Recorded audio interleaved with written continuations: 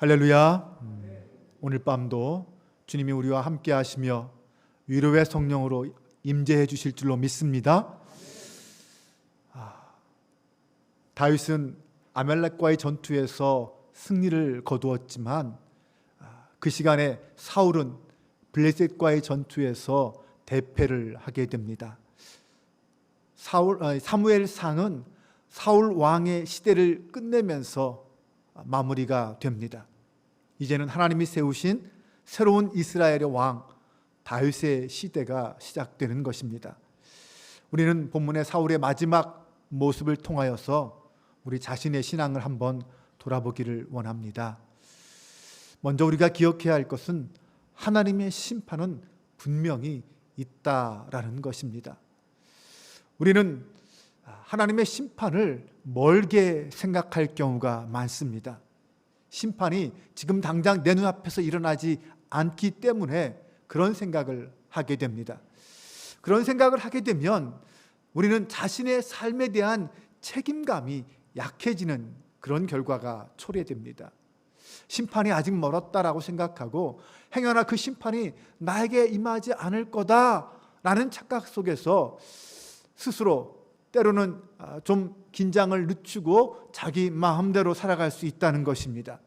사울의 모습을 보면 혹시 그가 그런 생각 속에 살지는 않았는가 이런 생각을 해볼 수 있습니다.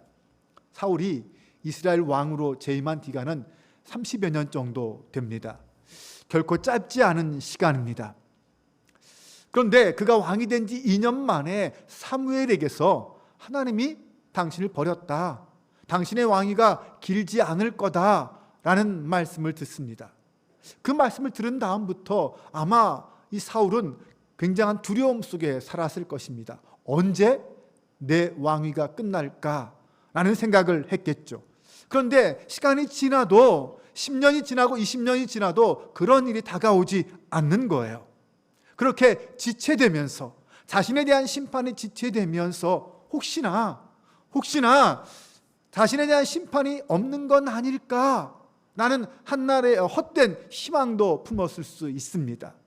아니면 사울은 자신의 힘으로 이 하나님의 심판을 막아보거나 미루어 보려고 나름 노력도 했습니다. 하나님이 택하신 자로 여겨지는 다윗을 죽임으로 자신을 향한 하나님의 심판을 미루거나 막아보려고 노력했던 것입니다. 하지만 사울의 그 어떤 시도도 하나님의 심판은 결코 막을 수 없었습니다. 결국 이 마지막 블레셋과의 이 길보아 전투에서 패하면서 사울은 세 아들을 잃어버립니다. 그리고 자신은 블레셋 사람들에게 모욕을 당할까 두려워서 스스로 목숨을 끊었습니다. 그리고 사울의 마지막은 너무나도 비참하게 끝났습니다. 하나님께 순종하지 않고 세상 왕의 길을 걸어가려고 했던 그 사울의 최후는 결국 하나님의 심판이었습니다. 이미 사무엘상 15장 23절에서 왕이 여호와의 말씀을 버렸으므로 여호와께서도 왕을 버려 왕이 되지 못하게 하셨나이다라는 말씀을 들은 이후에 사울의 삶은 시한부 인생이나 다름이 없었습니다. 두려움 가운데서 시한부 같은 인생을 연명해 가던 사울이 28장에 가면 어떤 일을 벌입니까? 엔돌에 신접한 여인을 찾아갑니다. 그때 사무엘로부터 이런 이야기를 듣죠. 다음 날 이 블레셋과의 전투에서 너와 너의 세 아들이 죽을 것이다 라는 충격적인 말씀을 듣습니다. 그 말씀을 듣는 순간 너무나도 놀라서 땅에 엎드려지며 거의 기절을 해버립니다. 결국 사무엘 말대로 그는 그 다음날 길보아 전투에서 그의 아들들과 함께 종말을 맞이합니다. 네, 사울의 죽음은 하나님의 심판이었습니다. 사무엘의 말을 들어보면 이런 말이에요. 여호와께서 나를 통하여 말씀하신 대로 내게 행하사 나라를 내 손에서 떼어 내 이웃 다윗에게 주셨느니라. 내가 여호와의 목소리를 순종하지 아니하고 그의 진노를 아말렉에게 쏟지 아니하였으므로 여호와께서 오늘 내 일을 내게 행하셨고 여호와께서 이스라엘을 너와 함께 블레셋 사람들의 손에 넘기시리니 내일 너와 내 아들들이 나와 함께 있으리라. 여호와께서 또 이스라엘 군대를 블레셋 사람들의 손에 넘기시리라 하는지라. 이 사무엘의 말을 보면 여호와께서 행하신다, 여호와께서 하신다, 여호와께서 주신다 라고 말씀하고 있습니다. 앞으로 사울에게 임할 그 모든 죽음과 심판의 모습은 여호와께서 행하신 일이다, 여호와 하나님의 심판이다 라는 말입니다. 사실 이 일은 사울 자신뿐만 아니라 다윗도 그렇게 될 거라는 것을 미루어 알고 있었습니다. 26장에 보면 사울이 다윗을 쫓아 하길라 숲까지 왔을 때에 피곤에 지쳐 한숨 자게 됩니다. 그때 다윗이 자기 부하 아비새와 함께 잠을 자고 있는 사울 곁으로 오죠. 그때 아비새가 자신에게 명령만 하면 단창에 사울을 죽이겠다고 이야기할 때 다윗이 이런 말을 합니다. 다윗이 또 이르되 여호와께서 살아계심을 두고 맹세하노니 여호와께서 그를 치시리니 혹은 죽는 날이 이르거나 또는 전장에 나가서 망하리라. 마치 예언 같은 말씀을 다윗이 했죠. 다윗의 말대로 사울은 그렇게 전쟁에서 비참한 최후를 맞게 됩니다. 다윗은 하나님이 자신의 손으로 여호와의 기름 부음 받는 잔을 치는 것을 금하신다는 것을 믿었습니다. 그래서 그 모든 심판과 그 모든 판결은 하나님께 맡길 수 있었던 것입니다. 전적으로 하나님이 행하실 거다라고 믿고 하나님을 의지할 수 있었습니다. 그리고 마침내 다윗의 예언대로 하나님은 사울을 당신의 때에 당신의 방법으로 심판하셨습니다. 사울의 죽음이 왜 하나님의 심판인지에 대하여 역대상 10장 13절 14절은 이렇게 또한 선포하고 있습니다. 사울이 죽은 것은 여호와께 범죄하였기 때문이라. 그가 여호와의 말씀을 지키지 아니하고 또 신접한 자에게 가르치기를 청하고 여호와께 묻지 아니하였으므로 여호와께서 그를 죽이시고 그 나라를 이새의 아들 다윗에게 넘겨주셨더라. 이렇게 성경은 곳곳에서 사울의 죽음은 여호와께서 행하신 심판이다 라고 강조하고 있습니다. 여호와께서 그를 죽이시고 그의 나라를 이새의 아들 다윗에게 넘겨주셨다. 그 이유는 한마디로 그가 하나님께 범죄했기 때문이다 라고 선포합니다. 그가 여호와의 말씀을 지키지 않고 신접한 자에게 가르침을 청하고 여호와께 묻지 않았기 때문에 여호와께서 그를 죽이시고 그의 나라를 다윗에게 넘기셨다라는 것, 이것이 성경의 결론이었습니다. 이렇게 하나님 앞에 순종하지 않고 은혜를 저버린 자들은 하나님이 반드시 그를 심판하신다, 영원한 죽음에 처하신다라는 것을 우리는 알 수 있습니다. 네, 우리 하나님은 심판자이십니다. 우리는 이 사건을 통해서 하나님 앞에 불순종하는 자에 대해서 하나님은 반드시 심판하신다라는 것을 알 수 있습니다.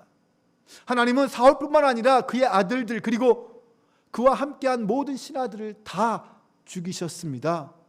이것은 사울의 왕위가 완전히 폐위되었다라는 것을 의미합니다. 그만큼 하나님의 심판은 철저하고 완벽했습니다. 그 누구도 피할 수 없는 심판이었습니다. 오늘 우리는 하나님의 심판을 의식하며 살아가고 있습니까?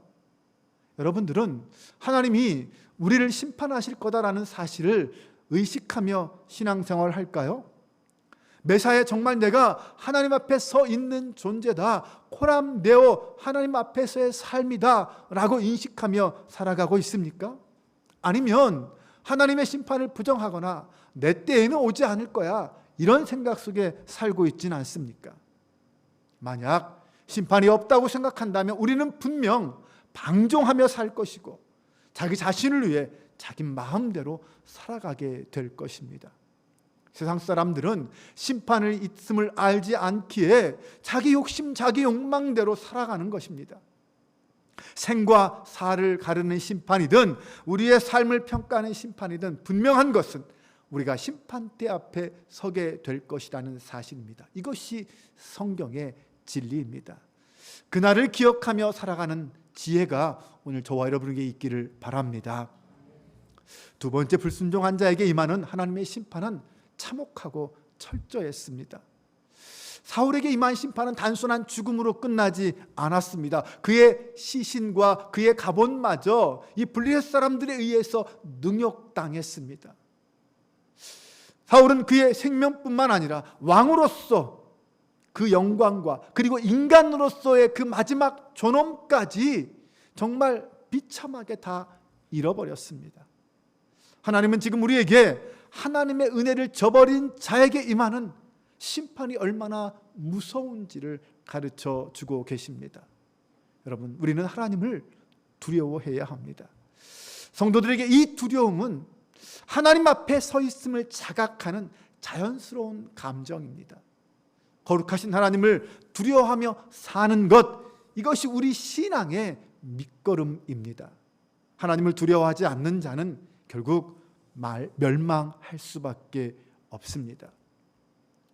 사울 왕이 처음부터 불순종했던 것은 아니었습니다. 그는 처음에는 겸손했고 왕으로서의 사명도 성실하게 잘 감당했었습니다. 사울에게 신앙이 없었다? 아닙니다. 그에게 신앙이 있었습니다. 그도 하나님을 믿는 이스라엘 사람이었습니다. 그리고 나름 사울은 왕으로서 이스라엘을 잘 통치했습니다. 네, 많은 유대 지파 사람들도 다윗을 따르기도 했지만 또한 사울을 따르는 사람도 있었습니다. 나발 같은 사람도 사울을 따르는 사람 중에 하나였어요. 그가 왕으로 있을 동안 당시 유다 지역, 이스라엘 지역의 사방에 있었던 대적들과의 관계 속에서 그는 승리하는 사람이었습니다. 모압과 암몬, 에돔, 소바 그리고 블레셋과의 전쟁에서 그는 승리하고 그들을 징벌하고 이스라엘을 지켜낸 사람입니다. 또한 사울은 지도력을 발휘해서 이스라엘 12지파를 하나로 통합하는 왕이었습니다. 한두 지파의 왕이 아니라 이스라엘 12지파를 대표하는 왕이었다는 것입니다. 신앙적인 면에서도 나름 훌륭했습니다. 그는 하나님의 율법을 지키려고 노력하는 사람이었고 신접한 자와 박수를 이스라엘에서 내쫓는 신앙 종교 개혁을 일으킨 사람이었습니다. 그는 또 어디를 가든 가장 먼저 제사하기를 원했고 어디에서든지 제사를 지낸 사람입니다. 그는 하나님께 묻는 일도 열심히 했습니다. 마지막 전쟁이었던 블레셋과의 전쟁을 앞두고 여러 가지 방법으로 하나님의 뜻을 구했지만 안타깝게도 응답을 받지는 못했죠. 문제는 그거였습니다. 여호와의 뜻을 물을 때 응답받지 못하는 경우가 많았다는 것입니다.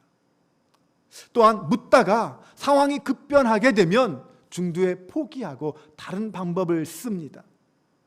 하나님이 그를 버려서 응답해 주시지 않은 것도 있고 또 그가 인내하지 못하고 견디지 못하고 중간에 이런저런 다른 인간적인 방법들을 사용했다는 것이 문제였습니다. 사울이 이성을 잃어버리고 포악해지는 때는 다윗과의 관계여서였습니다. 노베 제사장들을 죽인 것 그리고 다윗에게 창을 던져서 죽이려고 한 것 등은 다윗에게 자기의 왕권을 빼앗길까 봐 그것이 두려워서 벌인 일들이었습니다. 사울의 멸망은 그에게 어떤 도덕적인 흠이나 윤리적인 문제가 있어서 생긴 것은 아니었습니다. 사울은 다윗과의 문제가 아닌 다른 부분에서는 그래도 나름 훌륭한 왕이었습니다. 사울 왕국이 멸망당한 것은 결국 사울의 신앙이 온전하지 못했기 때문이었습니다. 사울과 하나님과의 관계에서의 문제였다는 것입니다. 사울의 실패 이유가 무엇이었는지 구체적으로 세 가지를 한번 살펴보겠습니다. 13장에 나오는 이야기인데 블레셋과의 전쟁을 앞두고 백성들이 두려워 도망하는 그 와중에 사무엘을 끝까지 기다리지 못하고 자신이 번제를 집행했죠. 그때 하나님으로부터 이런 심판의 말씀을 듣습니다. 사무엘이 사울에게 이르되 왕이 망령되이 행하였도다. 왕이 하나님 여호와께서 왕에게 내리신 명령을 지키지 아니하였도다. 그리하였더라면 여호와께서 이스라엘 위에 왕의 나라를 영원히 세우셨을거늘 지금은 왕의 나라가 길지 못할 것이라. 여호와께서 왕에게 명령하신 바를 왕이 지키지 아니하였으므로 여호와께서 그의 마음에 맞는 사람을 구하여 여호와께서 그를 그의 백성 지도자로 삼으셨느니라 하고. 두 번째는 15장에 나오는 이야기입니다. 아말렉과의 전쟁에서 하나님은 아말렉의 모든 사람과 모든 짐승과 그 모든 것을 다 진멸하라고 명령하십니다. 그런데 사울은 아말렉을 진멸하기는 했는데 왕 아각을 살려주었고 양과 소 중에서 가장 좋은 것들은 남겨주었습니다. 이때 사무엘은 왕이 여호와를 버렸기 때문에 여호와도 왕을 버렸다라고 말씀합니다.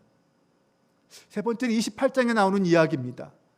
아까도 말씀드린 것처럼 블레셋과의 전쟁을 앞두고 여호와께 묻기를 원했는데 하나님이 응답하시지 않자 신접한 여인, 자신이 내어쫓은 신접한 여인을 찾아가서 뜻을 묻는 악한 죄를 저질렀습니다. 이런 사울의 모습을 살펴보면 끝까지 흔들리지 않고 자신의 믿음의 기준을 지키려고 했던 다윗과 너무나도 극명하게 대조가 되고 있습니다. 우리가 흔히 쓰는 말 중에 퓨전이라는 말이 있습니다. 이 퓨전이라는 말은 혼합이라는 뜻이죠. 섞었다는 뜻입니다. 여러 스타일이 혼합된 음악을 퓨전 음악이라고 그러고 몇 가지 스타일이 모여져서 만든 음식을 퓨전 음식이라고도 부릅니다. 동양과 서양의 퓨전, 그런 말을 많이 쓰기도 하죠. 그래서 독특한 맛과 다양한 맛들이 섞여서 새로운 장르의 음악이나 음식이 나올 때 참 우리는 그것도 나름 좋아합니다. 그런데 음악이나 음식은 퓨전이 될 수 있지만 우리의 신앙은 결코 퓨전이 되어서는 안 됩니다. 신앙은 혼합되어서는 안 된다는 것입니다. 신앙은 순수해야 합니다. 사울의 신앙은 이것이 안 되면 저것 해보고 저것이 안 되면 다른 것을 해보는 그런 모습이었습니다. 가나안 땅에 사는 이스라엘 백성들도 그런 모습들이었어요. 하나님을 섬겼지만 그들은 또한 가나안 우상들을 또한 섬겼습니다. 뿐만 아니라 그들은 어떻게 했냐면 자기들이 우상을 만들어서까지 섬겼습니다. 하박국에 보면 아모스 선지서에 보면 이렇게 말씀이 있습니다. 이스라엘 족속아, 너희가 40년 동안 광야에서 희생과 소제물을 내게 드렸느냐? 너희가 너희 왕 식굿과 기운과 너희 우상들과 너희가 너희를 위하여 만든 신들의 별 형상을 지고 가리라. 하나님의 심판의 말씀인데 참 충격적인 말씀이 나옵니다. 이스라엘 백성들이 자기들의 손으로 우상을 만들었다는 거예요. 식굿이라는 말은 이스라엘 사람들이 만든 왕으로서 섬기는 우상이었습니다. 또 기운이라는 우상은 이스라엘 사람들이 만든 별을 섬기는 우상이었어요. 한마디로 이 식굿과 기운은 하나님 믿는 신앙과 가나안의 우상을 혼합시킨 퓨전 우상이었습니다. 이와 같이 이스라엘은 종교적 혼합주의, 혼합 퓨전 종교까지 만들어서 하나님을 배신했습니다. 그럼 오늘 우리는 어떤가요? 오늘 우리는 하나님 앞에 우리의 신앙을 정말 순수함을 지키고 있습니까? 세상의 문화와 세상의 가치관에 오염되지 않은 세상의 우상들과는 구분된 정말 순수한 하나님 신앙으로 우리의 삶을 지켜가고 있습니까? 죄악이 가득한 세상 속에서 하나님 중심으로 살아가고 이 사회생활 속에서 사랑과 공의로 말씀 안에 살아가고 있을까요? 이 질문에 정말 당당하게 그렇다라고 대답할 수 있는 사람은 거의 없을 것 같습니다. 우리는 항상 하나님 앞에 우리 자신을 냉정하고 진지하게 돌아보아야 합니다. 혹시나 우리도 사울 왕과 같은 모습은 없는가? 하나님이 우리를 보실 때 정말 순수하고 하나님께 인정받을 수 있는 신앙의 모습인가? 나의 삶의 모든 영역에서 하나님 앞에 부끄럽지 않은 모습인가? 그렇게 돌아보아야 합니다. 스스로 내 마음에 찔리고 그렇지 않다라고 생각되면 돌이켜야 합니다. 하나님의 뜻에 맞지 않는 삶의 자리에서 돌이켜 하나님을 향할 수 있는 결단이 다시 있어야 합니다. 이런저런 핑계를 대기 전에 내가 먼저 하나님 앞에 바른 신앙으로 서겠습니다 라고 다짐할 수 있기를 바랍니다. 하나님의 다림줄 앞에서 어긋나지 않는 신앙인으로 굳게 설 수 있기를 소망합니다. 우리 하나님은 대충 믿는 신앙을 기뻐하지 않으십니다. 신실하신 하나님은 우리에게 신실한 신앙을 원하십니다. 사울의 신앙을 보면 신실하지 못한 신앙이었습니다. 그의 삶을 보면 용두사미가 많았습니다. 믿기는 믿는데 끝까지 믿지 못합니다. 중간에 포기하고 변절됩니다. 물론 이유와 핑계는 다 있었습니다. 네, 이해가 될 수 있습니다. 인간적인 면에서는 충분히 이해할 수 있는 일들입니다. 그러나 하나님은 그런 부분조차 인정하지 않으셨습니다. 오히려 그런 사울을 향하여 망령되이 행하였다라고 판결하셨습니다. 어떤 핑계에도 불순종은 불순종이라는 것입니다. 처음 사울이 백성들 앞에서 사무엘로부터 이스라엘 왕으로 인정받은 뒤에 그가 행한 첫 번째 전쟁은 길르앗 야베스에서의 암몬과의 전쟁이었습니다. 암몬이 길르앗 야베스를 쳐들어왔다는 소식을 듣고 사울이 소 한 겨리를 잡아서 그것을 각을 떠서 이스라엘 각 지파에게 보냅니다. 그렇게 해서 군사를 모아서 33만 명을 모아요. 그 33만 명의 군사를 이끌고 암몬을 치고 길르앗 야베스를 구했습니다. 그런데 30년 후에 이 사울이 길보아 산에서 죽었을 때 그 옛날 30년 전 사울의 은혜를 입었던 길르앗 야베스 사람들이 사울의 시체를 찾아서 야베스 지역에 장사를 지냅니다. 이 길르앗 야베스는 사울의 처음과 마지막을 함께한 곳이 되었습니다. 그런데 처음 시작은 영광스러운 모습이었는데 그 마지막은 너무나도 비참한 모습이었습니다. 우리는 이 사울의 모습을 통해 왜 끝까지 충성해야 하는지, 왜 하나님은 우리에게 끝까지 충성하라고 하는지 그 이유를 배울 수 있습니다. 여러분, 처음엔 잘했습니까? 예전엔 뜨거웠습니까? 왕년에도 나는 한은혜 받은 적 있습니까? 그렇다면 지금은 어떻습니까?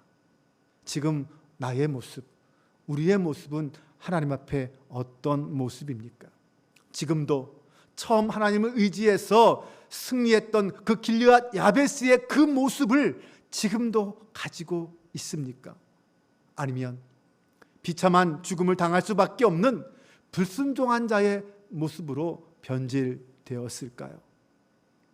사울의 마지막 모습을 통하여 우리에게도 하나님의 심판이 있을 거다라는 것을 기억하고 끝까지 충성하여 순종의 길을 걷는 저와 여러분 될 수 있기를 주님의 이름으로 축원합니다.